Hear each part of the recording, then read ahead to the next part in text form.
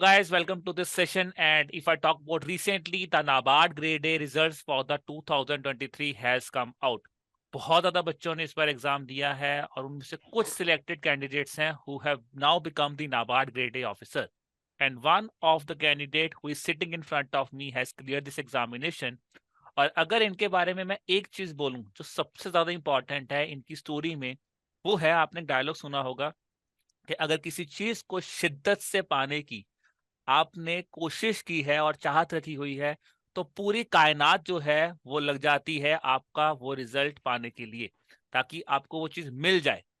वही सेम चीज हुई है हमारे यहाँ पे जो कैंडिडेट हैं, that is Avinash here. So first of all welcome to this session Avinash. Thank you sir. Thank you sir. और मैंने ये बात क्यों बोली है आप देखोगे इस सेशन में, क्योंकि Avinash is one candidate who is consistently here for the NABARD grade examination.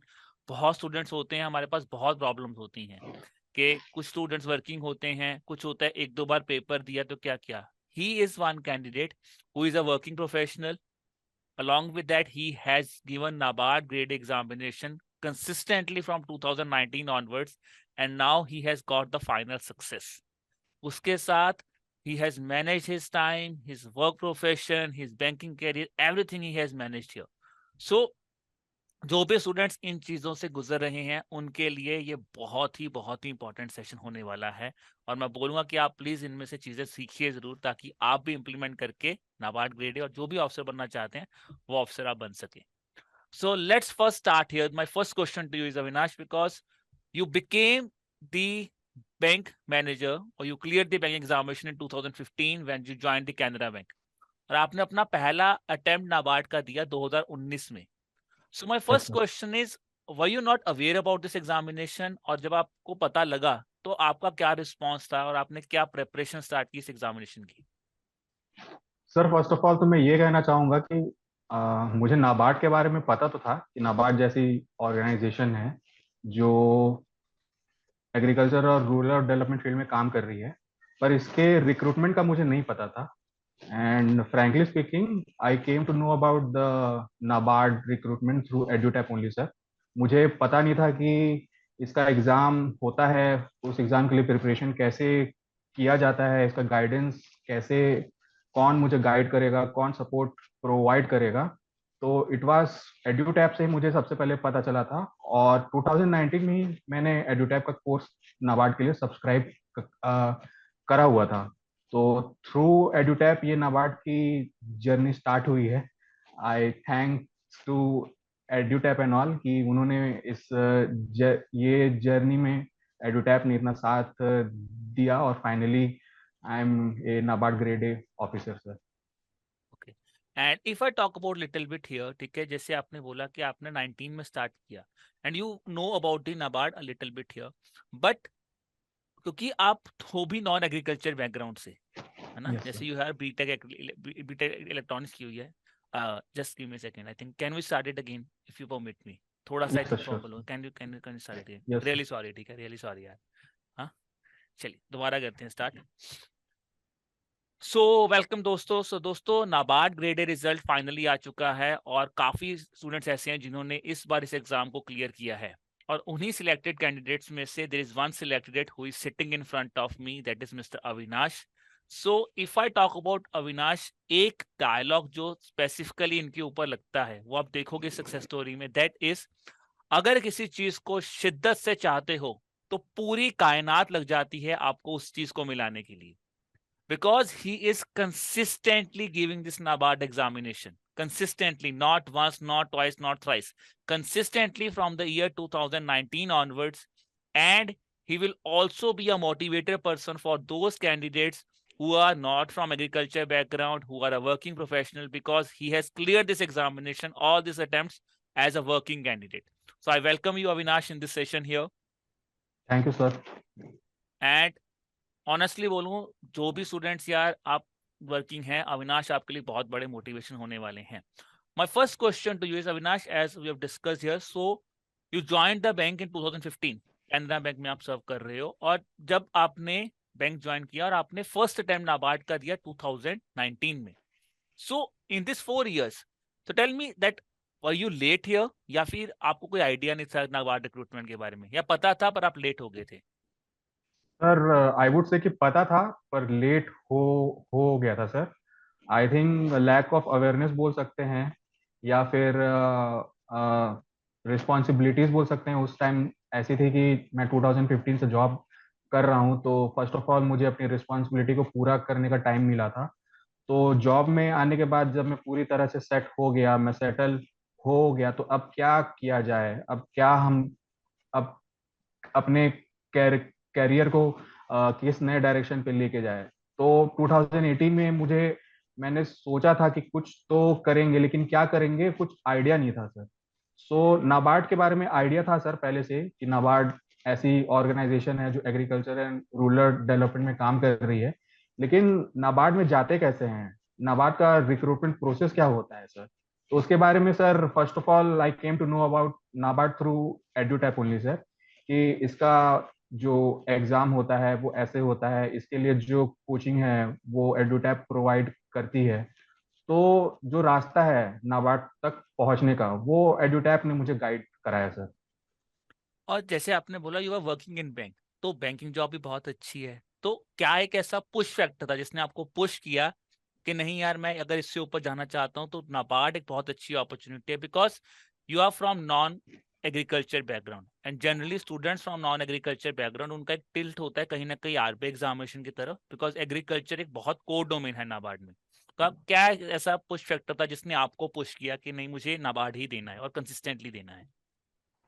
Sir first of all जो हम नाबार्ड के बारे में हम जानते हैं एज अ वर्किंग कैंडिडेट जो बैंक में काम कर रहा है, मुझे लगता है कि सब नाबार्ड के बारे में जानते हैं, सब आरबीआई के बारे में जानते हैं। लेकिन जो नाबार्ड का काम होता है सर, उसको मैंने ब्रांचेस में देखा है कि जो उसकी जो स्कीम्स होती हैं, चाहे हम किसान क्रेडिट कार्ड बोल रहे हैं या एसएचजी बैंक लिंकेज प्रोजेक्ट बोल रहे हैं, वो सब हम उनका इम्प्लीमेंटेशन कर रहे हैं।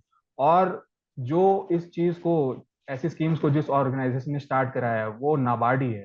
तो पुश फैक्टर सर नाबार्ड के तरफ जाना, जो ग्राउंड लेवल पर काम कर रही है और जो जमीनी स्तर पर वो फार्मर्स के लिए काम कर रही है, उनके लिए ऐसी ऑर्गेनाइजेशन काम कर रही है, और ऑर्गेनाइजेशन में जाना, ये चीज मुझे अट्रैक्ट कर रही थी।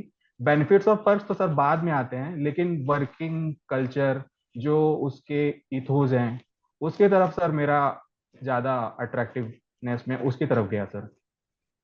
ओके।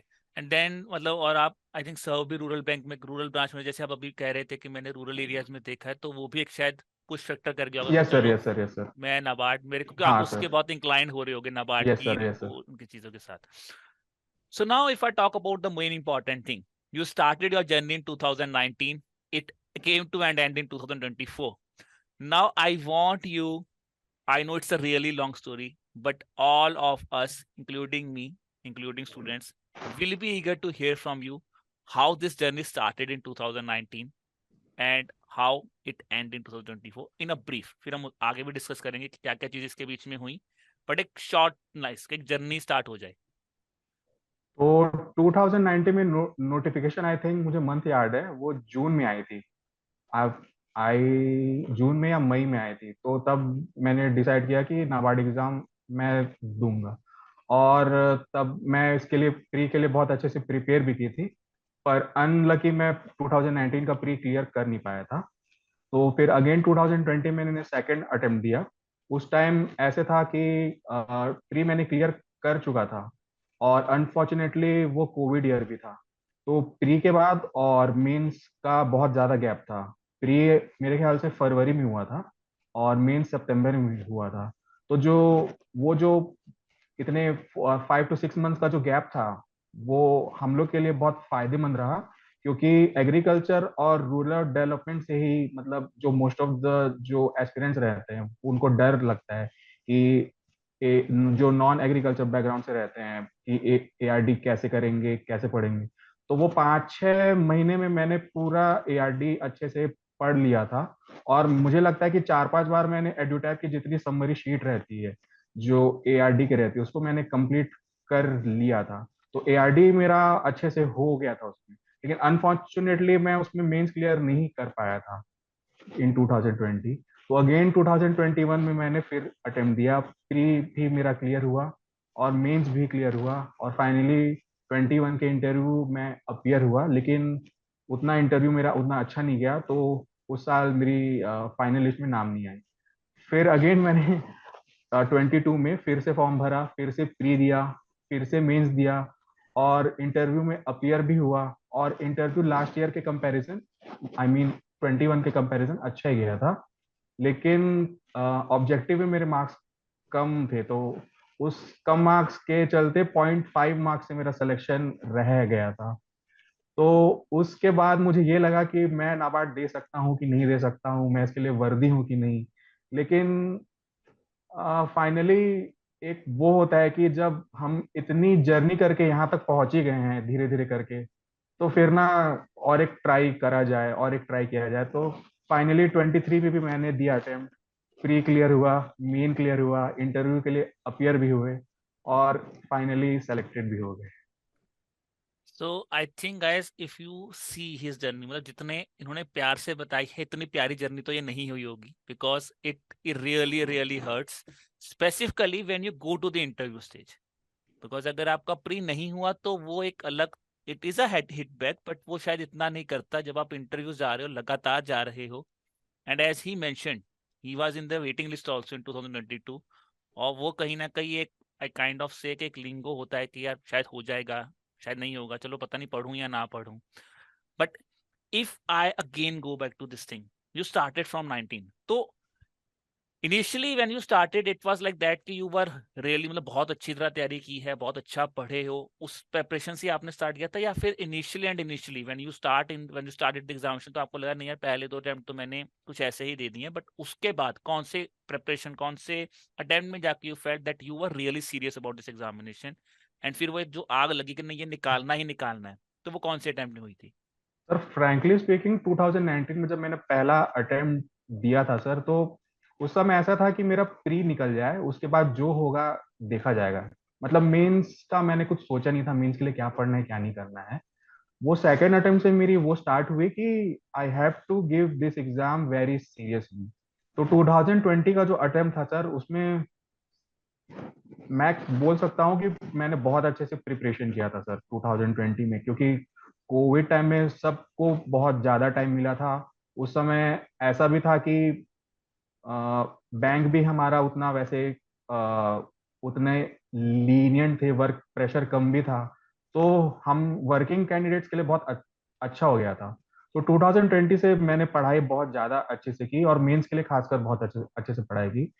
तो मैं ये भी बोलना चाहूंगा कि सर जो मेरा जो सिलेक्शन अभी हुआ है, उसमें केवल 23 या 22 की प्रिपरेशन नहीं, जो मैंने प्रिपरेशन जो 2020 से की हुई है सर, उसका भी हाथ है। क्योंकि बहुत सारी चीज हम पढ़ते रहते हैं, बार बार पढ़ते रहते हैं, वो माइंड में ऐसी घुस जाती है कि निकल ही नहीं सकती सर। तो जो नॉन एग्रीकल्चर बैकग्राउंड के रहते हैं, वो एग्रीकल्चर से ही डरते हैं सर। लेकिन मेरे केस में ऐसे हुआ है, मैं एआरडी से मैंने मुझे कभी डर डर नहीं लगा, उसको मैंने टैकल ही किया है सर। और एआरडी सर मुझे ऐसे भी लगता है कि एआरडी कोई हार्ड चीज नहीं है, अगर आप उसको इंटरेस्ट लेके पढ़ाई करेंगे तो अच्छी लगेगी, क्योंकि हमारे आसपास की चीज ही रहती है sir.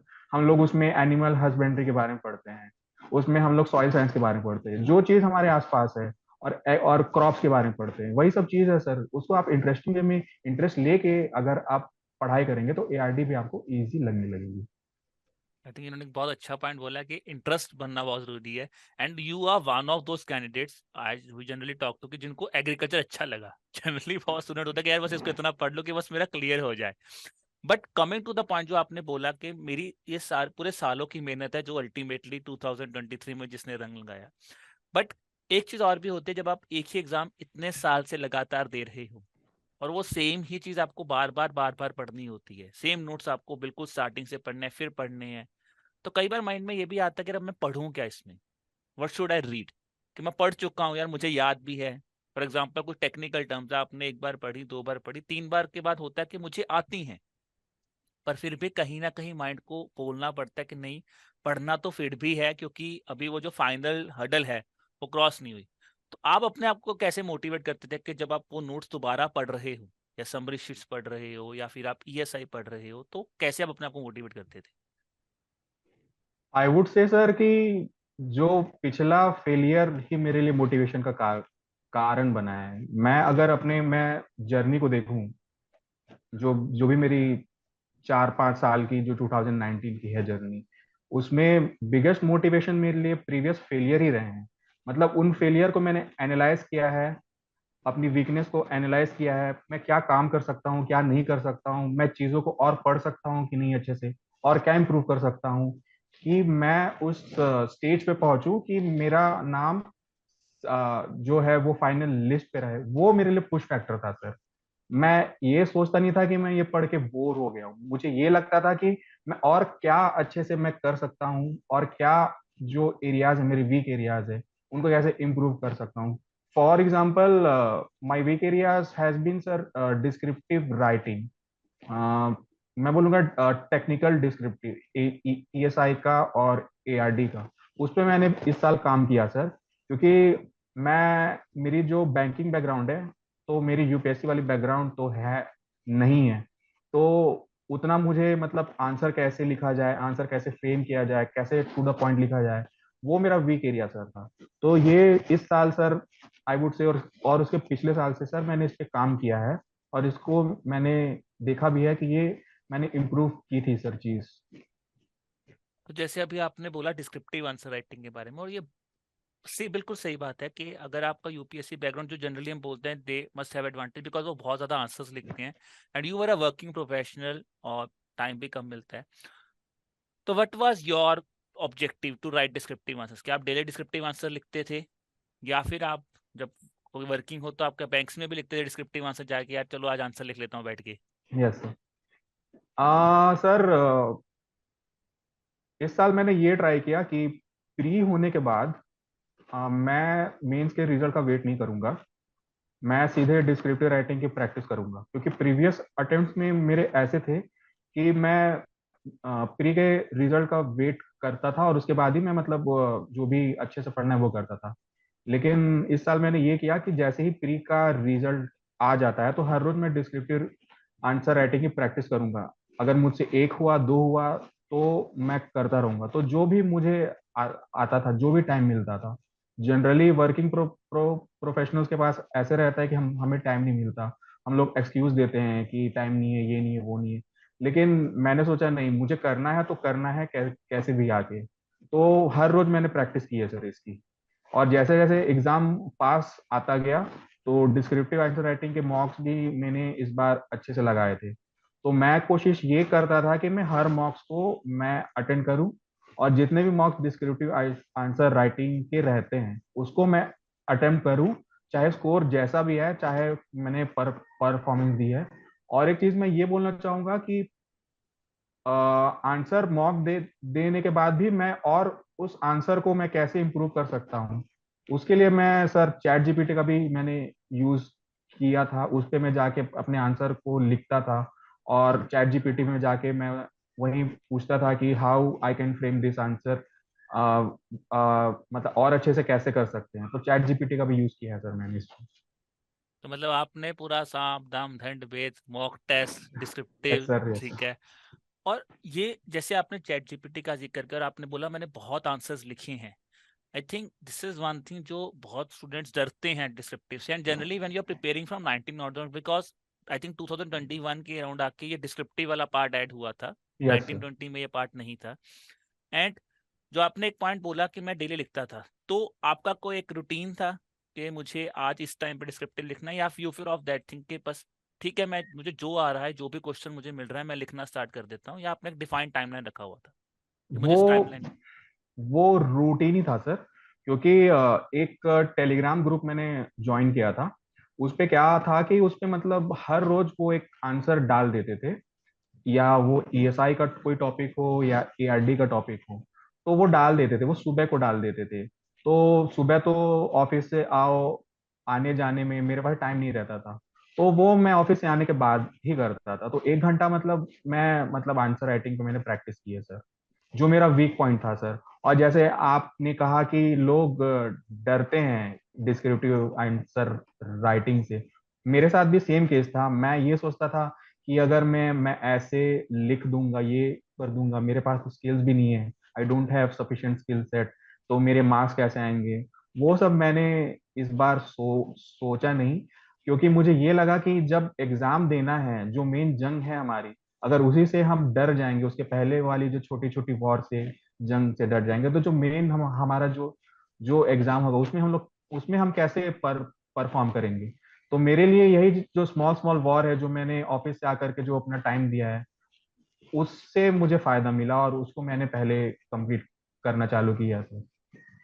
And you have just mention के जैसे आप वर्किंग कैंडिडेट हो, तो देखिए एक कॉमन चीज आता है, क्योंकि जब आपने बोला मैंने 2022 एग्जामिनेशन दिया और आप वेटिंग लिस्ट में थे, और आपने फिर एक डिसीजन लेकर नहीं मैं 2023 में भी इस एग्जाम को दूंगा, तो कहीं आपके माइंड में ये कभी आया कि चलो यार, कि बहुत कैंडिडेट्स जॉब छोड़ देते हैं इस चक्कर में कि यार एक बड़ा गोल अचीव किया है तो इसके लिए करना है, तो कोई चक्कर नहीं, let me take a risk, मैं जॉब छोड़ देता हूँ और मैं बहुत पास ही हूँ तो अगले साल में निकाल दूंगा। तो कभी ये चीज आपके माइंडसेट में आई, क्योंकि आप लगातार दे रहे हो और एक्सपीरियंस भी था, कि चलो इस बार जॉब छोड़ने का कभी ऐसा जिक्र आया माइंड में कि नहीं छोड़ देता हूँ जॉब, ऐसा कुछ? नहीं सर, जॉब छोड़ने का दिमाग में नहीं आया, क्योंकि मुझे पता था कि जिस बैकग्राउंड से मैं आता हूँ उसमें पॉसिबल नहीं है कि मैं जॉब छोड़ छोड़ सकूं। मुझे पता था कि मुझे अगर ये जॉब नाबार्ड में मुझे ज्वाइन करना है, तो जॉब लेते हुए करना है, चाहे इसके लिए मुझे अपनी नींद कम करनी पड़े या कुछ और करना पड़े, तो मैं करूंगा, लेकिन जॉब नहीं छोड़ूंगा सर। तो यार ये तो मतलब बहुत अच्छे है, तो ये बहुत मोटिवेशन है फॉर दो स्टूडेंट्स जो जनरली ये थॉट प्रोसेस लेके आते हैं कि यार जॉब छोड़ देते हैं और फिर इस एग्जाम को तैयार करते हैं। तो एक आपके सामने लाइव एग्जांपल बैठे हैं यार, लगातार जॉब के साथ ही करी जा रहे करी जा रहे हैं। अब अगर आपको थोड़ा सा वर्किंग टाइम के बारे में पूछा जाए, जैसे आप रूरल बैंक में थे, तो कभी ऐसा था कि जैसे आपने प्रेपरेशन की और आप हो भी ब्रांच मैनेजर, तो कभी आपने अपनी ब्रांच मैनेजरशिप का फायदा उठाया कि चलो यार, कोई आसपास भी पढ़ रहा होगा इस एग्जाम के बारे में, उससे पूछना हूँ कि तुम नाबार्ड की तैयारी कर रहे हो, तो शायद कुछ वो मुझे भी हेल्प कर दे या फिर नहीं सर, अपने ऑफिस टाइम में पढ़ लेता हूँ इसके बारे में। ऑफिस में तो सर टाइम नहीं मिलता है। फ्रैंकली स्पीकिंग, हमें ऐसा लगता है कि हम ऑफिस में पढ़ सकते हैं, लेकिन कस्टमर डीलिंग होती है और ब्रांच में रहते हैं हम लोग, तो कस्टमर डीलिंग में ही टाइम वो हो जाता है, तो पॉसिबल नहीं रहता है सर। लेकिन फिर भी लंच टाइम में अगर टाइम मिल सके तो उसमें पढ़ सकते हैं सर, ऑफिस टाइम में पॉसिबल नहीं है सर। तो आपका रूटीन क्या होता था? जैसे आप कह रहे हो कि ऑफिस टाइम में तो टाइम मिला नहीं, तो फिर क्या एक रूटीन आपने रखा स्पेसिफिकली दिस ईयर एग्जामिनेशन पर टॉक अबाउट है, तो आपने क्या डिफाइंड रूटीन रखा? पहली बात तो जो आपने बोला कि मैंने डिस्क्रिप्टिव सोचा मेरा एक वीक पॉइंट है, और आपका बहुत अच्छा पॉइंट है कि आपने बहुत बार अपने आप को एनालाइज किया। तो इस बार जब आपने ठाना कि मेरे को ये अटेम्प्ट देना है, तो मेरे दो सवाल हैं। सबसे पहला कि आपने अपने आप के अपने पास क्या ऐसे 3 पॉइंट्स रखे जो आपको था कि ये मेरा एनालाइजेशन निकला है पिछले 4 सालों का, इन 3 चीजों पे मुझे काम करना है, और आपने उसके लिए क्या रूटीन बनाया कि ये रूटीन फॉलो किया तो मेरे ये तीनों जो भी मेरे टारगेट से मेरे अचीव हुए? Descriptive answer writing is one of them. एक और पॉइंट है सर, ऑब्जेक्टिव का। मैंने अभी भी मेंशन किया कि ऑब्जेक्टिव में मेरे मार्क्स कम थे पिछले अटेम्प्ट में। ऑन एंड अराउंड जो नाबार्ड का जो मैंने ट्रेंड देखा है, जो टॉपर्स रहते हैं, जो इनका सिलेक्शन होता है, वो उनके मार्क्स, मिनिमम मार्क्स 30 अबव ही रहते हैं आउट ऑफ 50। तो उसी थ्रेशोल्ड को मैं क्रॉस कर नहीं पा रहा था लास्ट टाइम से। मेरे 28 आ रहे थे, 27 आ रहे थे। तो इसका भी मैंने एनालाइज किया है कि क्यों नहीं आ रहे थे, तो मैंने ऑब्जेक्टिव में भी बहुत काम किया सर। मेरा मॉर्निंग का ये था कि मैं फ्रैंकली बोलूंगा कि I am not a morning person, मैं ज्यादा लेट नाइट पर्सन हूँ। तो ऐसा नहीं है कि मैं 6 बजे उठ के, 5 बजे उठ के मैं पढ़ाई कर सकता हूँ। भले मैं लेट नाइट में स्टडी कर सकता हूँ 11-12 बजे तक, लेकिन फ्रैंकली मैं मॉर्निंग पर्सन नहीं हूँ। तो मेरा ये था कि अगर मैं मॉर्निंग पर्सन नहीं हूँ तो अपने टाइम को कैसे मैं यूटिलाइज करूँ। तो ऑब्जेक्टिव के लिए सर इस साल मैंने ये किया कि जब मैं पहुंचता था, मैं ऑफिस पहुंचता था, तो जनरली क्या होता है कि रूरल ब्रांचेस में जो पहले के जो 1-2 घंटे रहते हैं सर, उसमें मतलब उतनी भीड़ नहीं रहती है। जो गांव के लोग हैं वो थोड़े दिन होने के बाद ही आते हैं। अर्बन ब्रांचेस में तो सुबह से ही रहती है भीड़। लेकिन जब उस टाइम में जब टाइम रहता था मेरे पास, मतलब उस समय कोई उतनी कस्टमर डील नहीं करनी है, तो हर रोज सर मैं एक छोटे छोटे क्विज देता था सर। जैसे मैं बोलूंगा कि एक ऑलिव बोर्ड करके है, उनकी सर एक टेस्ट सीरीज आई थी। वो हर दिन सर वो मॉर्निंग में 24 आवर्स के लिए 25 क्वेश्चन वो अपने साइट पे डालते थे। मैं हर रोज मैं ऑफिस पहुंच के सबसे पहला काम मैं उसको सॉल्व करता था, और सॉल्व करने के बाद जो भी उसका सॉल्यूशन आया, जो भी एक्सप्लेनेशन आया, अगर मुझे बीच में टाइम मिल रहा है तो मैं पढ़ता था उसको। तो ऑब्जेक्टिव के लिए मैंने ये किया था सर कि मैं हर रोज क्विज सॉल्व करता था जो उसकी आई थी। और भी अदर कोचिंग इंस्टीट्यूट की भी अगर मैंने मॉक, अगर मुझे बीच में टाइम मिला मैंने दिए, तो उसको एनालाइज करता था, उसके एक्सप्लेनेशन मैं पढ़ता था। और इतना मेरे पास टाइम नहीं था कि मैं नोट्स बना सकूं, और क्योंकि वर्किंग कैंडिडेट्स के लिए उतना टाइम नहीं रहता है कि मैं अलग से नोट्स बना। तो जो भी मेरे पास एक्सप्लेनेशन आता था उसका स्क्रीनशॉट में अपने फोन में या अपने लैपटॉप में मैं सेव करके रखता था, और फिर से मैं उसको रिवाइज करता था सर। ये डिस्क्रिप्टिव के लिए और ऑब्जेक्टिव के लिए सर, ये दो चीज मैंने इस साल की है सर एक्स्ट्रा। ओके। और क्योंकि आप इस एग्जाम की प्रिपरेशन कर रहे हैं तो आपने किसी, जैसे आरबीआई के हमने भी जिक्र किया था स्टार्टिंग में, तो आपने आरबीआई को भी टच किया कि चलो अभी नाबार्ड नहीं हो रहा तो चलो आरबीआई की तरफ ही चुन जाते हैं यार, वो भी एक बहुत बहुत ही अच्छी जॉब है, आरबीआई नाबार्ड दोनों ही। यस सर, आरबीआई को मैंने टच किया है। अनफॉर्चुनेटली आरबीआई के मेंस में मैं बैठा था, लेकिन मेंस मेरा क्लियर नहीं हुआ था। तो आई वुड से कि आरबीआई की जो प्रिपरेशन है वो भी मैंने इस बार अच्छे से की थी, लेकिन आरबीआई की मेंस की प्रिपरेशन मेरी उतनी अच्छे से हो नहीं पाई थी, क्योंकि आरबीआई का प्री और मेंस के बीच का गैप बहुत कम कम ही रहता है। और उसमें हम लोग के पास इतना टाइम नहीं रहता है वर्किंग करते हुए भी कि आप उसके लिए टाइम निकाल सकते हो। लेकिन जितनी मेरे से हो सकी थी, जो आरबीआई की मेरी जो प्रिपरेशन थी इस साल की, आरबीआई का मेंस जुलाई में हुआ था। तो जुलाई के लिए भी मुझे करंट अफेयर्स पढ़ना था 6 महीने से, जनवरी फरवरी से। तो मेरा करंट अफेयर्स जो भी इस साल का है वो आरबीआई के लिए मैंने जून तक पढ़ा हुआ था। और नाबार्ड के लिए भी जो करंट अफेयर्स है वो प्री के लिए तो 3 महीने का तो पढ़ते हैं, तो जुलाई अगस्त सितंबर वो ही पढ़ा हुआ था।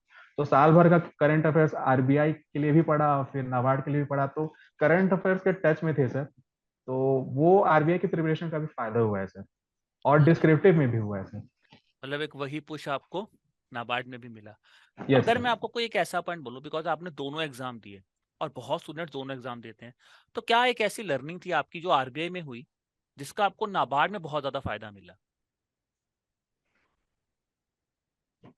आंसर राइटिंग के बारे में ही मैं बोलना चाहूंगा, क्योंकि फायदा, क्योंकि आरबीआई में एक सब्जेक्ट एक्स्ट्रा रहता है, फाइनेंस एंड मैनेजमेंट रहता है, और ईएसआई तो रहता ही है।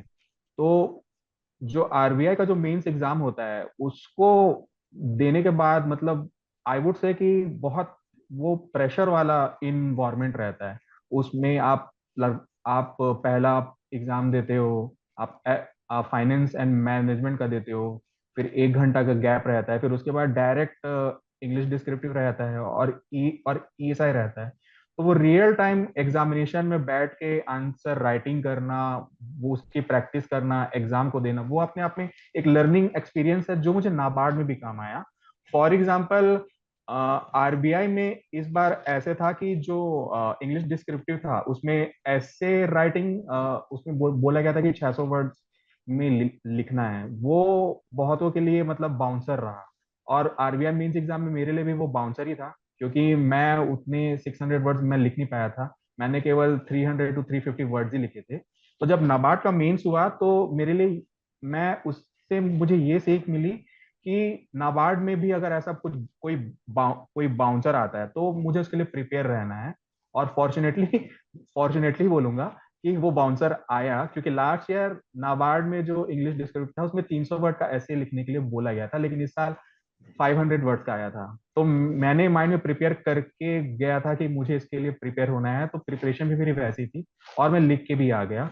और एक चीज मैं ये बोलूंगा कि एडुटैप का भी इसमें योगदान है, क्योंकि एडुटैप का जो फ्री डिस्क्रिप्टिव वाला टेस्ट टेस्ट हुआ था जो संडेज को होता था, उसमें भी इंग्लिश डिस्क्रिप्टिव आप लोग ने बढ़ा के दिया था कि 400 वर्ड्स का लिखना है।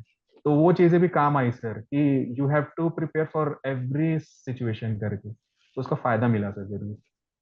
चलिए, तो अब हमने सारा कुछ डिस्कस किया और हमने प्रिपरेशन जर्नी के ऊपर ही अब आते हैं जो आपने बोला। Let's talk about a little bit about this thing, but before I come to the journey phase one के ऊपर बात करने से पहले मुझे एक पॉइंट बहुत ज्यादा आ रहा है माइंड में कि क्योंकि ये बहुत देखिए लंबी जर्नी है, और कोई भी जर्नी किसी हाई या लो पॉइंट के बिना, इतनी लंबी जर्नी तो सक्सीड करना बहुत ही मुश्किल है। और आपने मुझे एक पॉइंट बताया भी था जब हम आपसे पहले डिस्कस कर रहे थे कि सर एक ऐसा पॉइंट है जिसकी मुझे डेट भी याद है, मुझे वो तारीख भी याद है, मैंने उसके लिए एक स्क्रीनशॉट भी लिखा था। तो आप थोड़ा सा उस चीज के बारे में बताओ स्टूडेंट्स को कि वो क्या एक ऐसा पॉइंट आया आपकी लाइफ में जो सबसे लो था और आपको लगा था मतलब अब तो मैं छोड़ दूं, मैं क्यों दे रहा हूँ इस एग्जाम को। वो लो पॉइंट मेरे लिए था सर, था लास्ट ईयर 22 का रिजल्ट, फाइनल रिजल्ट का डेट, जो मुझे याद है 7 फरवरी 2023। मुझे टाइम भी मतलब मोटा मोटी याद है कि 12:30 बजे का टाइम था जब फाइनल रिजल्ट अनाउंस हुआ था। और जब वो रिजल्ट अनाउंस हुआ तो मुझे अपना रोल नंबर उस रिजल्ट शीट में नहीं दिखी। मैंने अपना रोल नंबर वेटिंग लिस्ट में पाया, तो वो मेरे लिए बहुत लो पॉइंट था। और मुझे वो दिन मैं भूला नहीं हूँ सर। मैं ऑफिस में था और वो रिजल्ट आने के बाद मैं डिसअपॉइंट हो गया था। मैंने अपने कोलिग्स को भी नहीं बताया था कि रिजल्ट आ गया है, मेरा सिलेक्शन नहीं हुआ है। मैंने किसी को नहीं बताया, बस मैं अपने आप ही डिसअपॉइंट होके, निराश, हताश होके वापस मैं घर गया था। उसकी अच्छी बात ये रही कि सर उसको मैंने, लो पॉइंट को मैंने मोटिवेशन के तौर पर लिया है। क्योंकि एक टेलीग्राम ग्रुप से मैं जुड़ा हुआ हूँ, उसमें एक आरबीआई के टॉपर सर थे। उन्होंने अपने आरबीआई के रिजेक्शन मेल को अपना स्क्रीनशॉट बना के रखा हुआ था। तो मुझे लगा मुझे तो रिजेक्शन मेल नहीं आया है, लेकिन जो वेटिंग लिस्ट की जो पीडीएफ आई है वही मेरे लिए मोटिवेशन का काम करेगा। मैंने उसका स्क्रीनशॉट ले करके फिर अपने रोल नंबर को मार करके उसको अपने लैपटॉप का स्क्रीनशॉट बनाया था उसी टाइम से। और मैं जब भी लैपटॉप में खोलता था सबसे सामने मेरे पहले वही चीज आती थी। और वही वो चीज मुझे मोटिवेट करती थी कि मुझे पिछले साल से और अच्छा करना है, और पढ़ाई करनी है, और अच्छे से पढ़ना है। वो आरबीआई के लिए था, लेकिन आरबीआई में नहीं हो पाया, लेकिन वो नाबार्ड के लिए हुआ और नाबार्ड में काम आया सर। अरे you can see the, I मतलब we can feel the pain here, because बहुत स्टूडेंट्स ऐसे हैं कि यार वेटिंग लिस्ट में अगर चलो हो जाएगा कोई इशू नहीं है, बट आई कैन टोली से, but still I want, I think that's a very important. But जब आपने वो स्क्रीनशॉट रखा और आप उसको डेली देखते थे, तो वो देख के आपके मन में पहला थॉट क्या आता था कि वो सामने पढ़ा है, क्योंकि बहुत आपने चीज पढ़ी, बहुत बड़ी चीज है, बिकॉज बहुत लोग पढ़ते हैं कि ठीक है मैंने अपना फेलियर देखा और मैं मोटिवेट हुआ। बट मैं थोड़ा सा जानना चाहता हूँ, क्योंकि डेली उस चीज को देखना, सुबह उठ के जब आप पढ़ोगे आपको पहला चीज वो दिख रहा है कि वो मेरा वेटिंग लिस्ट का नंबर है, मैं नहीं कर पाया, तो उससे आप कैसे मोटिवेट होते हो? मतलब थोड़ा सा जानना चाहते हो ताकि वो स्टूडेंट्स जो शायद इस बार वेटिंग लिस्ट में हैं दोबारा से पढ़ेंगे तो क्या एक चीज उनको करनी चाहिए। वेटिंग लिस्ट से मुझे तो, मेरे लिए तो ये रहा सर कि मुझे जब अपने मार्क्स भी पता चले, मेरे मार्क्स इतने हैं करके, जब मुझे पता चला कि मेरे केवल 0.5 मार्क्स से रह गए हैं। 0.5 क्या होता है? कुछ कुछ नहीं होता 0.5। मैं उस 0.5 मार्क्स को मैं अपने ऑब्जेक्टिव में अगर मैं अच्छा कर सकता, तो मैं अपने ऑब्जेक्टिव में अगर मैं कुछ ज्यादा अच्छे से मैं पढ़ के जाता, मेरे ऑब्जेक्टिव में मार्क्स आ सकते थे। अगर मैं डिस्क्रिप्टिव राइटिंग और अच्छे से लिख सकता था, तो डिस्क्रिप्टिव में मेरे वही 0.5 नंबर और अच्छे से आते। अगर मैं इंटरव्यू में ये आंसर और अच्छे से कंसाइज वे में और अच्छे से बोलता, तो मेरे और 0.5 नंबर आ सकते थे। वो मेरे लिए मोटिवेशन थे सर, जो 0.5 मार्क्स का था। मतलब मैं और अच्छा कर सकता हूँ, या जब मैं यहाँ तक पहुंच गया हूँ तो क्यों नहीं मैं कर सकता हूँ। अरे ये बहुत एक अच्छा पॉइंट है, और मैं ना जब इनसे बात कर रहा था तो इन्होंने एक मुझे बहुत अच्छी चीज बताई थी। वो बात थी, आई थिंक अभी अपन स्क्रीन में भी देखोगे इस चीज को, इनके दो चीजें इनकी लाइफ में बहुत बड़ा मोटिवेटिंग रोल प्ले कर रहा था, इन्होंने मुझे बताया भी था। तो मैं चाहूंगा आप खुद ही बताइए वो दो चीजें जिनको आप डेली सुनते थे, कभी भी क्योंकि गाने आप सुनते हो तो बड़े दो गाने आपके बहुत करीब हैं दिल के, जिन्होंने आपको बहुत ज्यादा मोटिवेट किया। हाँ सर, एक फिल्म आई थी, उड़ान फिल्म। उसका एक गाना है, आजादियां पैरों की, पैरों की, एग्जैक्टली याद नहीं आ रहा है। पैरों की बेड़ियों को बांधे नहीं रे, मिट्टी से मिट्टी को नन्हे से अंकुर भी चिरे धीरे धीरे, इरादे जिनके मन में है वो घर करे। वो गाना मेरे लिए बहुत मोटिवेटिंग है। और ये गाना मैं 2020 से ही मैं सुन रहा हूँ, जो मेरे लिए मोटिवेशन का काम किया है। फिर और एक गाना है गुलाल फिल्म का, आरंभ है प्रचंड है। मैं कुछ भी चीज अगर मैं करता था तो आरंभ है प्रचंड है। अगर मैं युद्ध के लिए मैं जा रहा हूँ, युद्ध मेरे लिए नाबार्ड का एग्जाम है, तो सब सुख चीज को त्याग करके इसके लिए मुझे प्रिपरेशन करनी है, और यही आरंभ है और यही प्रचंड है। तो ये दो गाने मोटिवेशन थे सर। एंड आई थिंक आपने जो गाने चुने हैं उनकी वर्डिंग वाकई में ही बहुत बहुत बहुत ज्यादा एक पुश देती है। आरंभ है, प्रारंभ है, प्रचंड है, जो बहुत जबरदस्त है। पीयूष मिश्रा जी ने लिखा है, बहुत अच्छी चीज लिखी हुई है उसके बारे में। और उड़ान फिल्म अगर नॉर्मली आप देखते हैं स्टूडेंट्स, तो एक बहुत फादर नेगेटिव रिलेशन है कि एक फादर कितने ज्यादा क्रूअल हो सकते हैं अपने बच्चे के लिए, तो उस पर बहुत ऐसा चीज लगा। बट आई थिंक उसमें से जो आपने मोटिवेशन उठाई है अपने एग्जाम के लिए, वो बहुत बड़ी चीज है। तो अब इस मोटिवेशन से आते हैं आपकी थोड़ा सा एग्जाम जर्नी के ऊपर। तो जब आपने फेस वन, अगर हम थोड़ा सा एग्जाम्स के बारे में बात करते हैं, let's first talk about the phase one examination. If phase one examination में बात करूं तो यहाँ पे from the past 3 year onwards pattern change हुआ। तो एक नॉन मेरिट सेक्शन है, एक मेरिट सेक्शन है, और मेरिट पे आपको बहुत ज्यादा फोकस करना होता है। तो what was your strategy specifically with respect to merit section? कि आपने कितने महीने पढ़े थे इतनी अच्छी तरह से कि you can score good marks? और क्या एक टारगेट रखा था आपने अपने माइंड में? मेरिट सेक्शन के लिए सर मैंने 3 महीने के जो करंट अफेयर्स रहते हैं उसको मैंने अच्छे से किया था। और जैसे हम लोग सबको जानते हैं कि हम लोग करंट अफेयर्स के लिए पीआईबी को फॉलो करते हैं, तो जनरली हम लोग का ये रहता है कि हम पीआईबी का मटेरियल मिल जाए कहीं से भी तो हम लोग उसको मगअप करते हैं, ये करते हैं, वो करते हैं। लेकिन मेरे केस में ये था कि जो मेरी आदत थी 2020 से कि मैं ऑफिशियल पीआईबी को फॉलो करूंगा। कोई भी स्कीम्स आती हैं उसमें जो पीआईबी में जो वर्डिंग्स रहती हैं वो कभी कभार ऐसा होता है कि एग्जाम में वो डिट्टो सेम टू सेम आती हैं, वो फिगर भी हमसे सेम ही पूछा जाता है। तो मैं पीआईबी को मैंने रिलीजियसली फॉलो किया है। भले मैंने नोट्स वैसे नहीं बनाए हैं, लेकिन मैं कोशिश कर रहा था कि मैं पीआईबी को मैं अच्छे से करूं। कोई भी नई स्कीम्स आती थी, जैसे 2022 में नमस्ते स्कीम आई थी। और अभी लास्ट 2 साल से तो ऐसा हो रहा है कि अभी नाबार्ड के एग्जाम में मिनिस्ट्री ऑफ सोशल जस्टिस के जो भी स्कीम है, श्रेष्ठ स्कीम है, नमस्ते मैंने बोल दिया, उसके क्वेश्चंस बहुत आ रहे हैं। तो वो और मैं ऑफिशियली पीआईबी से ही मैं पढ़ा कर करता था। और जो भी पीआईबी को मैंने अच्छे से फॉलो किया 3 महीने का। और उसके अलावा सर मैं और जो बड़े और जो करंट अफेयर्स हैं उसके लिए अफेयर्स क्लाउड जो स्टैंडर्ड है वो सबको मैंने फॉलो किया है। और एड्यूटैब का मैं स्कीम स्टैप बोलूंगा सर। स्कीम स्टैप बहुत ही अच्छा डॉक्यूमेंट है, क्योंकि जो डिमांड है एग्जाम की, जो हमको जो ट्राइवियल चीजें जो पढ़ पढ़नी है, जो याद करनी है, वो स्कीम स्टैप में ही रहती है। और स्कीम स्टैप कोई इतनी कोई बड़ी डॉक्यूमेंट नहीं है कि आप उसके लिए आप घंटों लगाएंगे। You can cover scheme steps, आप अच्छे से आप कर सकते हो। तो स्कीम स्टैप मैंने किया फॉलो।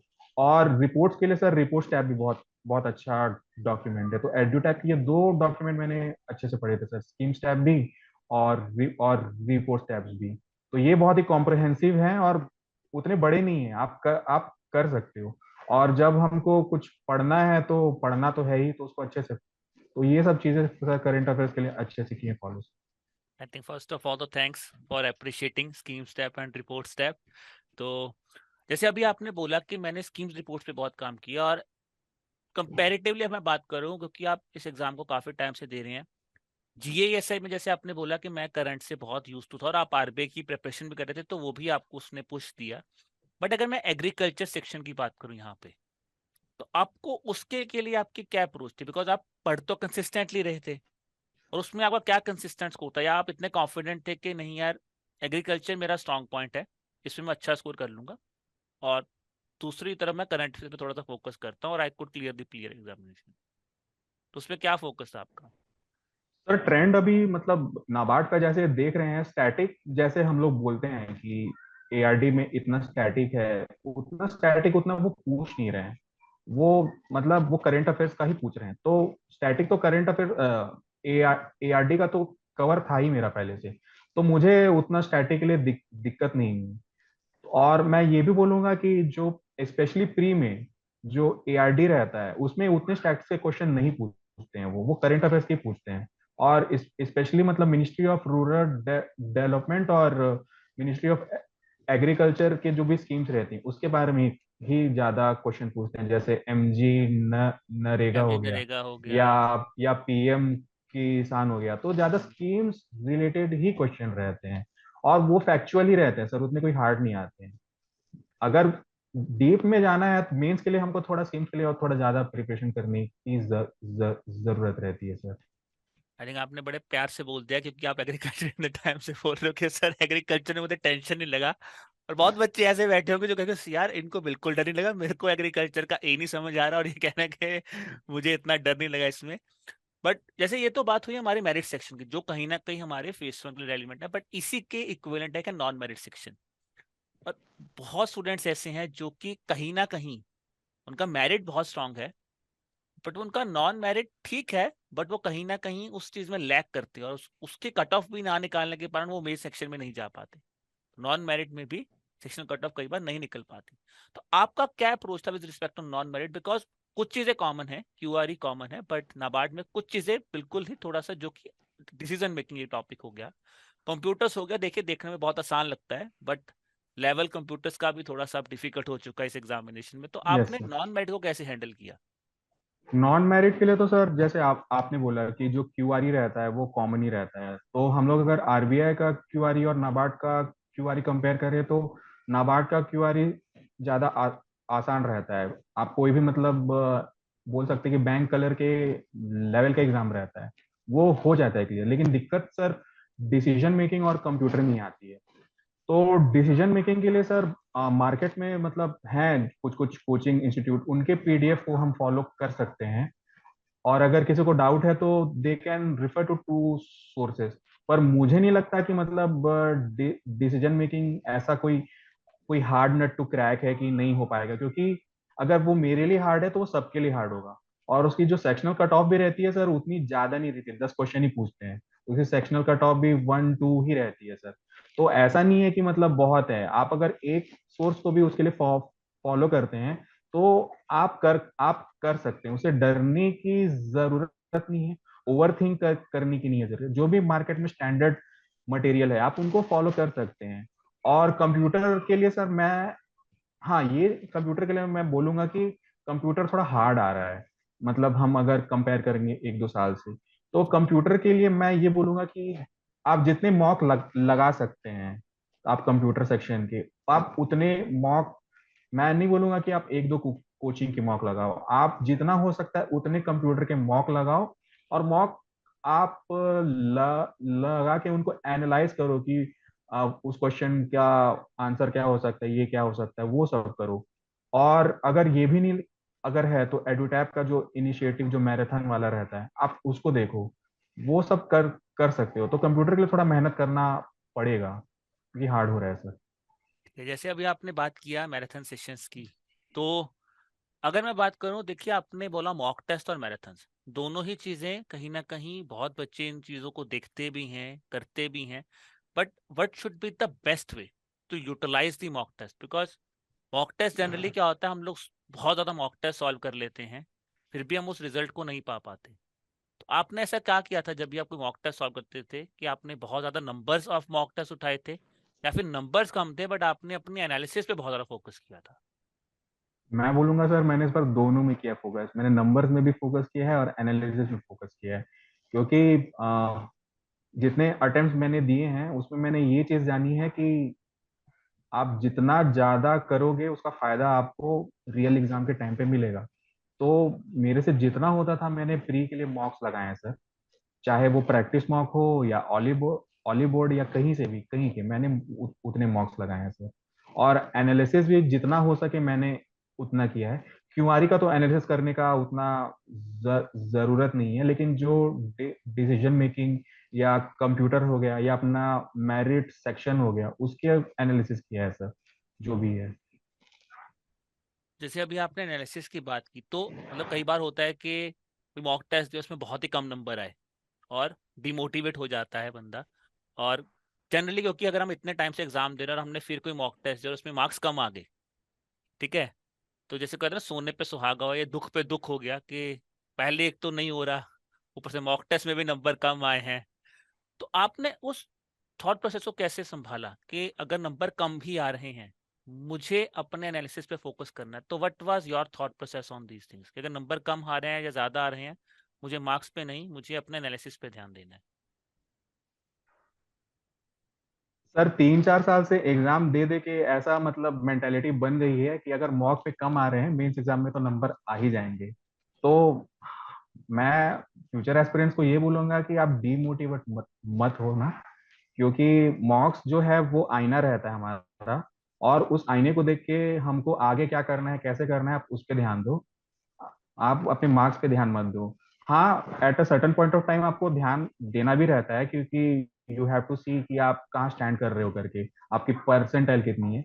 लेकिन वो टाइम के साथ वो इम्प्रूव होगी, और पॉजिटिव वे में आप लेके उन मॉक को चलोगे तो आप इम्प्रूव होगे सर। लेकिन टेंशन नहीं लेना है कि नहीं मेरे मार्क्स नहीं आ रहे, क्योंकि ये हर किसी के साथ होता है। स्टार्टिंग में मार्क्स नहीं आते, वो मेरे साथ भी होता था, लेकिन अगर आप उसको पकड़ लोगे, आप डीमोटिवेट हो जाओगे, तो आप बढ़ नहीं पाओगे। तो चीजों को उतनी सीरियसली नहीं लेनी है, आपको ये सोचना है कि जो मेन वाला जिस दिन आपको रियल एग्जाम देना है उस दिन आपको अच्छा करना है। ये आपके बस छोटे छोटे, आपकी छोटी छोटी वॉर है जो जीतनी है आपको, जो आपको रियल दिन के लिए, रियल वॉर के लिए आपको प्रिपेयर कर रहे हैं, उसके लिए आपको कर रहे हैं प्रिपेयर। इससे डिमोटिवेट नहीं होना है। आई थिंक मुझे आपसे बात करके ना बहुत चीजें लगते हैं। I think one thing you guys must know is his positivity. इन्होंने एक बार भी आपको ये नहीं बोला कि नहीं यार आप सोचो। मतलब दिस शोज के अगर वो इतना बड़ा जो इन्होंने जर्नी जी है, उसमें मोटिवेशन कितना बड़ा रोल इनके लिए प्ले कर रही है।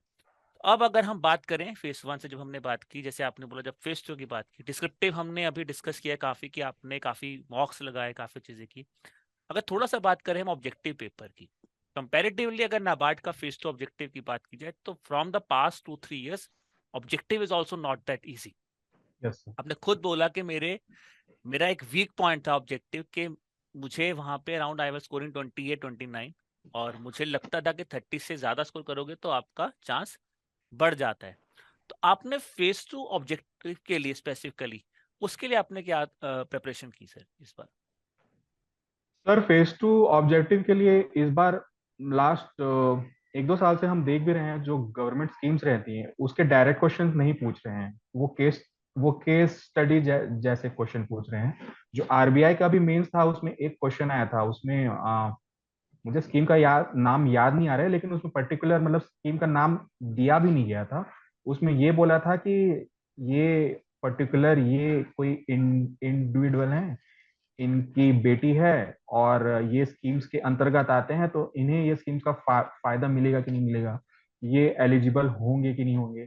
तो आजकल मतलब एकदम सिंपल स्ट्रेट फॉरवर्ड क्वेश्चन नहीं आ रहे हैं कि ईयर कौन सा है या मिनिस्ट्री कौन सी है। तो मैं ये बोलूंगा कि अगर आप नाबार्ड और आरबीआई जैसे ऑर्गेनाइजेशन में जाना चाह रहे हो, आप एज अ ऑफिसर बन के जाओगे, तो हम जो भी स्कीम्स के बारे में पढ़ते हैं उस स्कीम्स को आप ऐसे पढ़ो कि आप उस स्कीम्स का आप इम्प्लीमेंट कर रहे हो। आप एज ए ऑफिसर आप बेनिफिशियरी कैसे आइडेंटिफाई करोगे, आप उनकी एलिजिबिलिटी कैसे चेक करोगे। आप अगर एज ए ऑफिसर आप सोचते हो, तो ही आप ये सब ऐसे ऐसे क्वेश्चंस को आप टैकल कर सकते हो, ना कि आप बस उसके बारे में स्कीम्स के बारे में पढ़ लो, इसमें ये है इसमें वो है, इतना इसका टारगेट एलोकेशन है, इतना इसमें ये आते हैं, ये चीजें इनको दिए जाती हैं। आपको उस स्कीम्स का इम्प्लीमेंटेशन कैसे करना है, उसका फायदा कितने लोग को होगा, कैसे होगा, उसको देख करके वो स्कीम के बारे में पढ़ता है। और इसमें मैं ये भी कहूंगा कि अगर मान के चलिए प्रधानमंत्री जन धन योजना स्कीम्स है, तो उसमें कौन कौन से बेनिफिट्स हमको दे रहे हैं, उसमें एटीएम कार्ड, उसमें जो इन इन इंश्योरेंस कितने का है, वो एज अ बेनिफिशियरी आपको पढ़ना है कि हाँ अगर मैं इस स्कीम के लिए एलिजिबल हूँ तो मुझे क्या फायदा होगा। अगर आप ऐसे लेकर के आप पढ़ते हो, आप स्टडी करते हो, तो आप ऐसे ऐसे क्वेश्चंस आप टैकल कर सकते हो। और ये तभी होगा कि जब आप इंटरेस्ट लेके पढ़ोगे। अगर आप उसको प्रैक्टिकल वे में लेके नहीं पढ़ोगे तो आप ये एग्जाम क्रैक नहीं कर पाओगे। और जहां तक मुझे लगता है कि आईबीपीएस जो कंडक्ट कराता है या नाबार्ड आरबीआई कंडक्ट कराता है, वो भी कैंडिडेट्स में यही देख रहा है कि वो जो भी प्रोग्राम्स हैं, जो गवर्नमेंट के प्रोग्राम्स हैं, वो कैसे इम्प्लीमेंट हमारे फ्यूचर जो भी ऑफिसर वो कैसे कर पाएंगे कि नहीं कर पाएंगे, वो सब चीजों के फैक्टर को देखना पड़ेगा। और एक चीज मैं ऐड करना चाहूंगा कि हम लोग जब स्कीम्स के बारे में पढ़ते हैं, कोई भी फ्लैगशिप स्कीम्स है, तो हमें कोई कोचिंग से हमें वो स्कीम्स के बारे में कोई पीडीएफ मिल जाती है, हम लोग पढ़ तो लेते हैं और हमारा काम वही हो जाता है। हमको वैसे नहीं पढ़ना है, हमको उसकी ऑफिशियल साइट में जाना है। जो भी स्कीम गाइडलाइंस है, मैं नहीं बोल रहा हूँ कि स्कीम गाइडलाइंस में जो भी 50-60 पेज का है वो पढ़ना है, लेकिन उसमें बहुत सारी स्कीम्स का एक अलग से ये सेक्शन भी रहता है। मतलब जैसे एमजी नरेगा का फ्रीक्वेंटली आज क्वेश्चन करके एक फोल्डर भी आता है। उसमें क्या रहता है कि उसमें आप शॉर्ट शॉर्ट फॉर्म में मतलब स्कीम्स का मतलब पूरा मतलब कुछ ना कुछ मतलब इंपॉर्टेंट पॉइंट दिए रहते हैं, आप वो सब पढ़ो। मतलब मैं नहीं बोल रहा हूँ कि आप हर स्कीम्स के लिए पढ़ो, लेकिन जो मेन जो फ्लैगशिप स्कीम्स हैं, क्योंकि इस बार के ऑब्जेक्टिव में जो क्वेश्चन आया था एमजी नरेगा का, थोड़ा डीप में ही क्वेश्चन थे। तो आप एकदम स्कीम के बारे में अगर आप इतना डिटेल में नहीं जाएंगे तो आप नहीं कर पाएंगे, आपको जाना ही पड़ेगा इसमें थोड़ा सा डीप में। और जैसे आपने अभी एक चीज बोली कि डीप में जाइए, और दूसरा पॉइंट बिल्कुल सही कि पेपर बहुत डीप आ रहा है। आपने बोला कि एप्लीकेबिलिटी देखिए, बिकॉज आप रूरल डेवलपमेंट ब्रांच में थे और यस सर। आप कहीं ना कहीं इसकी एप्लीकेबिलिटी में भी इन्वॉल्व हो गए, तो आपको वो चीज का कोई बेनिफिट मिला इस एग्जाम में?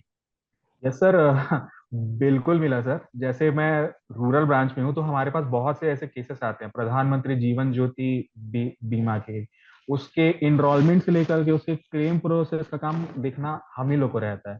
तो हम लोग ब्रांच में रह करके हम लोग वो सब चेक भी करते हैं। अगर क्लेम प्रोसेस आ रहा है तो एलिजिबल है कि नहीं, उसमें कौन कौन से डॉक्यूमेंट्स की रिक्वायरमेंट्स है, वो बाहर जाएगा, वो पास होगा तो इंश्योरेंस वालों से क्लेम देंगे कि नहीं। तो ये सब चीजों का फायदा हुआ है सर। कुछ भी पीएम किसान का भी बोल सकते हैं, हम लोग प्रधानमंत्री फसल बीमा योजना के बोल सकते हैं, क्योंकि हम लोग ब्रांच पे वही काम करते हैं सर। हम लोग जो भी काम करते हैं तो हम काम भी वही कर रहे हैं और पढ़ाई भी वही कर रहे हैं, तो इंटरेस्ट लेके कर रहे हैं ना सर, तो इसलिए और अच्छे से हो रहा है पढ़ाई। तो ये बड़ा अच्छा है कि ब्रांच मैनेजर साहब ने अपनी जो सारी चीजें जो वो कर रहे हैं वो एग्जाम में भी इम्प्लीमेंट, तो बहुत खुशी भी होती है कि हाँ यार ये मैं अभी करवा के आया हूँ कल परसों ही, तो अभी अभी ये ठीक भी हो रहा है। तो अब जैसे हमने दोनों चीजों की बात की, अपने फेज 1 और फेज 2 की, अब आते हैं हमारे तीसरे पिलर के ऊपर, इंटरव्यू के ऊपर। Yes sir. तो इंटरव्यू में बिकॉज आपने इस एग्जाम को पिछले 4 साल 3 इंटरव्यूज तो आपने दिए, ठीक है, और आप वेटिंग लिस्ट में भी थे, और आप खुद भी एक मैनेजर हैं, तो फिर भी कंसीडरिंग दिस पर्सपेक्टिव, बहुत बार माइंड में ये आता है कि यार क्योंकि मैं इस एग्जाम में इंटरव्यू दे चुका हूँ, मैं पिछले साल वेटिंग लिस्ट में भी था, तो मैं मॉक इंटरव्यूज नहीं देता, क्योंकि मैं हूँ उस मेरे इतना कैलिबर तो है कि मैं इस एग्जाम के बहुत करीब हूँ और मैं निकाल लूंगा। तो कभी ये फीलिंग आई या फिर आपने मॉक इंटरव्यूज दिए थे before going to this examination? नहीं सर, ऐसी फीलिंग नहीं आई थी मुझे। मैंने मॉक इंटरव्यू इस बार अच्छे से दिए हैं। मैंने I think 4 mock mock interview दिए हैं सर। और मॉक इंटरव्यू दे के फायदा हुआ है सर, क्योंकि हम जैसे अगर हम ऐसा सोच के जाए कि नहीं मैं डायरेक्ट में इंटरव्यू ही दूंगा, देन तो शायद आप में दो बात है कि आप बहुत कॉन्फिडेंट हैं और आपकी एबिलिटीज पर आपको फुल्ली कॉन्फिडेंस और शायद हो भी, लेकिन इतना कॉन्फिडेंस मैं अपने आप को मैं मानता नहीं हूँ। तो मुझे मॉक इंटरव्यू देना, मुझे था कि मैं दूंगा इस बार मॉक इंटरव्यू, और मैंने दिए भी सर मॉक इंटरव्यू। और उनका फायदा मिलो आपको फाइनल इंटरव्यू में जाके? यस सर, यस सर, बिल्कुल फायदा हुआ है। मैं तो इनफैक्ट तो ये बोलूंगा कि मॉक इंटरव्यू में ज्यादा क्वेश्चन पूछे जाते हैं as compare to real interview. Mock interview आपको प्रिपेयर कर देता है कि हर क्वेश्चन को फेस करने का, हर क्वेश्चन को फ्रेम करने का, उसके आंसर्स को, और पैनल के सामने कॉन्फिडेंटली बोलने का। क्योंकि मैं जैसे बैंक में काम करता हूँ, तो जितने भी मेरे मॉक इंटरव्यूज थे वो जो क्वेश्चन थे मेरे वर्किंग प्रोफाइल पे ही बेस्ड थे। मैं ब्रांच में किस पोजीशन पे हूँ, मैं क्या काम करता हूँ, तो वही क्वेश्चन थे और इतने सारे सेट्स ऑफ क्वेश्चन मेरे बन गए थे। मैंने 4 मॉक इंटरव्यू दिए और मैं करता ये था कि जितने क्वेश्चन मेरे से पूछे जा रहे हैं मैं उनको नोट कर लेता था। फॉर एग्जाम्पल, मैंने एक मॉक इंटरव्यू दिया, उसमें मुझे 10 क्वेश्चन मिले। मैंने 2 मॉक इंटरव्यू, उससे 10, तो ऐसे ऐसे करके मेरे पास 40-50 क्वेश्चन हो ही गए थे। और ट्रांसक्रिप्ट में भी मतलब क्वेश्चन रहते हैं, तो ऐसे करके मैंने बहुत सारे क्वेश्चन का कलेक्शन बना ही लिया था। तो उन क्वेश्चन का आंसर क्या होगा, वो क्या होगा, वो भी मैंने प्रिपेयर किया था। और वो भी मतलब ऐसे प्रिपेयर नहीं किया था कि मैं वहां जाके ही बोलूंगा। मैं प्रॉपर मैं लिखता था कि मुझे ये बोलना है, मैं ये कीवर्ड यूज करूंगा, मैं ये डालूंगा, मैं ये बोलूंगा। Even starting from introduction to the implementation of KCC in branch, ये सब के लिए मैंने आंसर प्रिपेयर करके रखे थे सर। तो आई थिंक बहुत डिटेलिंग में आप गए होगे, तो बहुत ही अच्छी चीज़ है। और अगर आप बात करते हैं, आप जिस दिन इंटरव्यू में बैठे, ठीक है, तो आई थिंक अभी एक आपके सामने की इमेज भी आएगी इनकी, जब ये इंटरव्यू के लिए जा रहे हैं, when you sit in the interview, और क्या आपकी ग्रिलिंग हुई ऑन योर रूरल रैंकिंग कि ये एक बंदा आया, नाबार्ड वाले बैठे हो इंटरव्यू के, यार ये एक बंदा आया है जो कि रूरल ब्रांच से, और इसकी अब अच्छी खासी खातिरदारी होनी चाहिए कि इनको ज्यादा हम ग्रिलिंग करते हैं इनकी थोड़ी सी। नाबार्ड के इंटरव्यू मैंने 3 बार दिए हैं सर, तीनों बार में कोई ग्रिलिंग नहीं हुई है मेरी। In fact they are very friendly. आपसे जब आते हैं, उनसे बात करते हैं, आप इंटरेक्शन करते हैं, तो आपको ये लगता है कि आप ऐसे लोगों के सामने बात कर रहे हैं जिनसे आप जिंदगी में शायद कभी मिलो। तो वो आपको ये सोच के नहीं जाना है कि मेरा इंटरव्यू होगा मुझे ग्रिल करेंगे, आपको ये सोच के जाना है कि इट जस्ट एन इंटरेक्शन, और आप उनके साथ इंटरेक्ट कर रहे हो जिन्होंने दुनिया देखी है। वहाँ आरबीआई के लोग होते हैं, नाबार्ड के लोग होते हैं, आपको उनके सामने अपने आप को पेश करना है। आप अगर ये सोच के जाओगे मेरी ग्रिलिंग होगी, मैं बोल पाऊंगी नहीं, तो आप तो you have lost half the battle there itself. तो आपको ये सोच के जाना है कि नहीं, मुझे अपना अच्छा परफॉर्म करना है, मुझे अपना अच्छा देना है, मुझे जो भी आंसर मुझसे पूछा जाएगा वो देना है। और अगर नहीं आता आपको आंसर, तो आप कह सकते हो कि नहीं sir, sorry sir, I don't know the answer. वो माइंड नहीं करते हैं। और आपको आपकी रूरल बैंकिंग के ऊपर क्वेश्चन पूछे थे उन्होंने? यस सर, फर्स्ट क्वेश्चन तो वही था, मुझसे इंट्रोडक्शन पूछा गया था। फिर मैंने बताया कि मैं रूरल ब्रांच में हूँ, तो उन्होंने बिजनेस कितना है, क्या काम करते हो, वहाँ के तुम्हारे जो गांव हैं उनकी इकोनॉमिक एक्टिविटीज क्या हैं, क्या करते हैं। तो मैंने बताया कि most of them are farmers only, more than 80%। फिर उनकी एक्टिविटीज फार्मिंग ही रहती है, ये सब बताया। फिर जो सर थे उन्होंने मुझसे ये भी पूछा था कि आपके गांव में और अदर रूरल फाइनेंशियल इंस्टीट्यूशन है क्या, स्मॉल फाइनेंस बैंक है क्या। तो मैंने बोला नहीं सर, एक हमारा बैंक ही है और एक पैक्स है, वही है। तो फिर इंटरव्यू मतलब वैसे ही चला। तो उन्होंने बोला अच्छा, तो पैक्स है तो नाबार्ड कोऑपरेटिव्स के लिए क्या कर रहा है। तो मतलब जो आंसर हुआ फॉलोअप क्वेश्चन से ही हुआ। तो हम जो जो भी हमने पढ़ा हुआ था, जो हम पढ़ रहे हैं डिजिटाइजेशन ऑफ पैक्स, वो ने हमने मेंस में भी पढ़ा था और इंटरव्यू में भी वही बोल करके आए। तो जो जो पढ़ा हुआ है सब चीज, वो लास्ट तक उसका यूज हो रहा है सर, यूटिलाइजेशन हो रहा है। तो जो हम काम कर रहे हैं, जो मैं काम कर रहा हूँ, वही इंटरव्यू में पूछ रहे हैं, एग्जाम में वही दे कर गया। तो मैं वही चीज बोलूंगा कि आप इंटरेस्ट लेके पढ़ाई करेंगे, देन आपको मजा आएगा एग्जाम देने में। और सबसे बेस्ट मजा तो एग्जाम क्लियर करने के बाद ही आता है। तो वही है। आई थिंक आपने एक ना बहुत अच्छा पॉइंट अभी रेस किया कि मज़ा, अंडरस्टैंडिंग, बिकॉज बहुत स्टूडेंट्स ऐसे हैं जो करंट अफेयर्स को स्पेसिफिकली, जैसे आपने स्कीम्स का जिक्र किया, रिपोर्ट्स का जिक्र किया, या फिर हम एग्रीकल्चर की बात करते हैं, हम उसे काइंड ऑफ बोझ लेके पढ़ते हैं कि यार बस इसको याद कर लूँ, क्रैम कर लूँ, रट्टा मार लूँ, एक बार पढ़ा, दो बार पढ़ा, तीन बार पढ़ा, बस मेरे को एग्जाम में मैं निकाल दूँ। और वो आपका पॉइंट बहुत सही है कि अगर आप जितना इसको एंजॉय करोगे, अंदर से इसके जात के इसके प्रैक्टिकलिटीज के बारे में सोचोगे, करोगे कि क्या मैं करूंगा, क्या ये करूंगा, तो वो बहुत इजी हो जाता है आपके लिए। एक तो प्रेशर रिलीज हो जाता है, एग्जाम में हेल्प कर देता है, और इवन इंटरव्यू में भी हेल्प कर देता है। तो अभी हमने सब चीजें डिस्कस की, बट आई थिंक कोई भी जर्नी एंड नहीं होती जब तक कि हमारी फैमिली या फिर एक कोई ना कोई अनसंग हीरो जो हमारे साथ खड़ा होता है, एक पिलर बन के इस जर्नी में। तो आपके भी एक अनसंग हीरो हैं, मैं चाहूंगा कि आप उनके बारे में जरूर बताइए इस इंटरव्यू में। आई एम रियली फॉर्चुनेट कि मेरी वाइफ है, वो इस जर्नी में लगातार 2-3 साल से मेरे साथ है।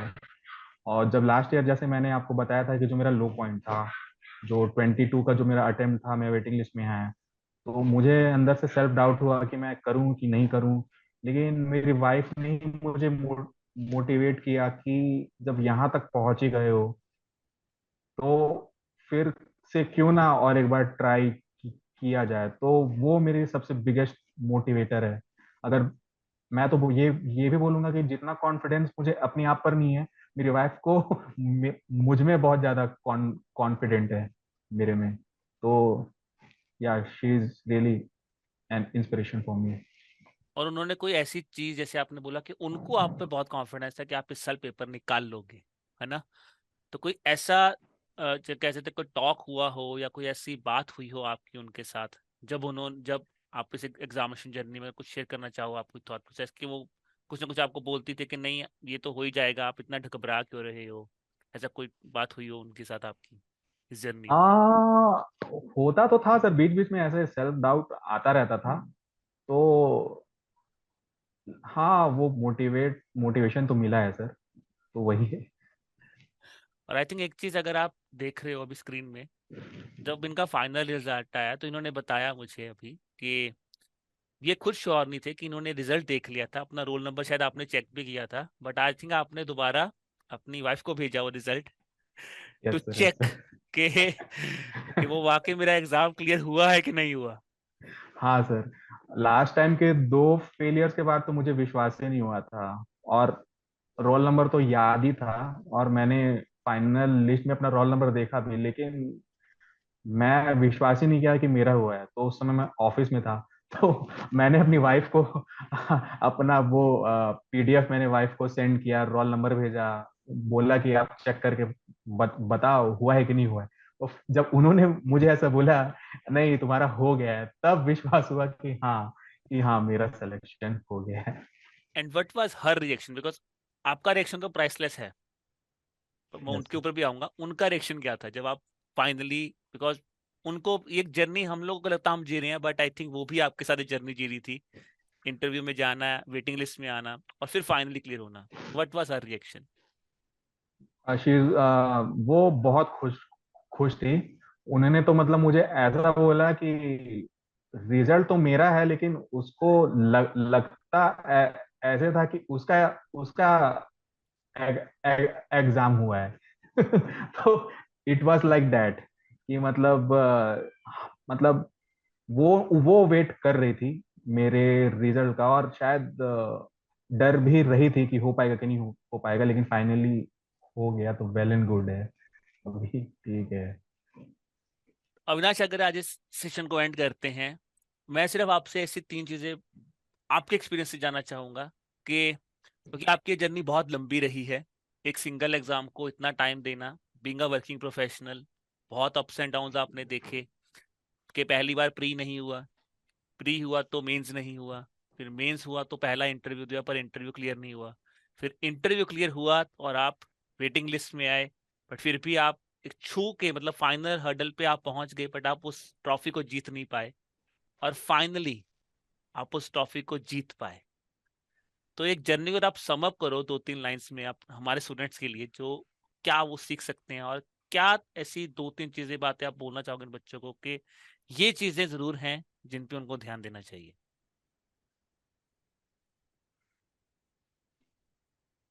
फर्स्ट ऑफ ऑल मैं तो ये बोलना चाहूंगा कि नेवर गिव अप। आपको कभी गिव अप नहीं करना चाहिए। अगर आप 1-2 फेलियर के बाद, 3 फेलियर के बाद आप गिव अप कर देते हो, तो मामला वही वो हो जाता है, एंड हो जाता है। और अगर आपको कुछ करना है अपनी लाइफ में, तो कभी भी आपको गिव अप नहीं करना है। और एक मोटिवेशन मेरे लिए ये था कि जो मैं I am a huge football fan. तो मैं मेरे फेवरेट प्लेयर जो हैं वो लियोनेल मेसी हैं। तो लियोनेल मेसी को मैं बहुत पहले से फॉलो कर रहा हूँ, जब से उन्होंने खेलना स्टार्ट किया था। तो मुझे अभी भी याद है कि 2014 का वर्ल्ड कप था, अर्जेंटीना वर्सेस जर्मनी। उसमें लियोनेल मेसी की टीम अर्जेंटीना हार गई थी। फिर लियोनेल मेसी 2019 या 18 में रिटायर भी हो गए थे इंटरनेशनल फुटबॉल से। लेकिन 2021 में वो फिर आए अर्जेंटीना नेशनल टीम के लिए कि नहीं, हम फिर से वर्ल्ड कप खेलेंगे। और जैसा हम सबको पता है कि 2022 में उन्होंने वर्ल्ड कप जीत लिया। तो 8 साल उन्होंने, वो जो गैप था 8 साल के बाद उन्होंने वर्ल्ड कप जीता। जब लियोनेल मेसी जैसे बड़ा प्लेयर जब 8 साल के लिए वेट कर सकता है, तो हम लोग जैसे जो भी एस्पिरेंट्स हैं, हम लोग क्यों नहीं और एक साल हम दे सकते हैं उस एग्जाम के लिए। ये तो एक एग्जाम ही है, तो हम क्यों नहीं अपना एग्जाम अपना बेस्ट दे करके और अच्छा कर सकते हैं, अपनी लाइफ अच्छी बना सकते हैं। आई थिंक मुझे लगता है कि बहुत स्टूडेंट्स ने आपसे बहुत कुछ सीखा होगा। And if I just and it up here guys, तो आई थिंक इन्होंने बहुत अच्छी बात बोली है आपसे, जो आप सबको, अगर आप वर्किंग है चाहे आप नॉन वर्किंग है, एक चीज जो आप अविनाश से सीख सकते हैं, इनका नेवर गिव अप एटीट्यूड, और इनकी जो मोटिवेशन लेने की चीजें हैं। जनरली हम लोग आउटसाइड मोटिवेशन ढूंढते हैं, इन्होंने एक अंदर से मोटिवेशन ढूंढी, वो भी एक ऐसी चीज को लेके जिसके लिए ये जा रहे हैं और वो नहीं हो पा रही, वो क्यों नहीं हो पा रही, वो जो क्यों नहीं हो पा रही को पॉजिटिवली लेना, वो एक बहुत अच्छी बात है। So it was really nice talking to you Avinash, और मैं आपको बहुत ज़्यादा शुभकामनाएं देता हूँ और विश करता हूँ कि जो आपका ड्रीम था फाइनली अब वो आ चुका है और आप नाबार्ड में पाओगे।